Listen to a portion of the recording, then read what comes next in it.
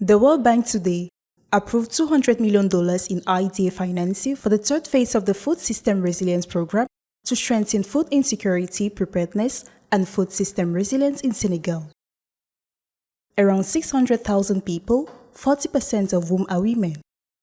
The beneficiaries will include farmers and livestock breeders, small-scale producers and processors, and micro-entrepreneurs in the agricultural sector.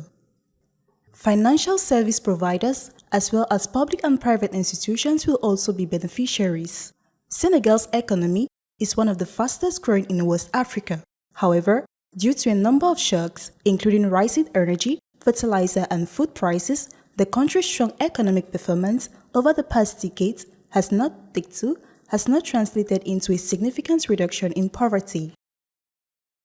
Like many countries in the region, Senegal remains a net importer of food and needs to take steps to ensure food security for its population, although it has potential to replace imports with local production. Shakib Jenan, World Bank Regional Director for Sustainable Development, says the Food System Resilience Program offers a unique opportunity to address the main drivers of food insecurity in Senegal and to build the resilience of its food system.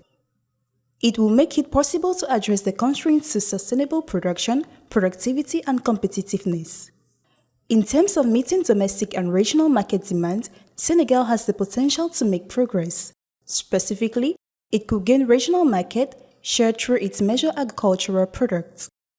Given its size, its strategic geographic location in the region at the crossroads of trade corridors, and its large pool of experts and agricultural research institutions, Senegal can play a key role in the strengthening and development of resilient food system in the region, says Boutina, World Bank Regional Director for Africa and Middle East Integration.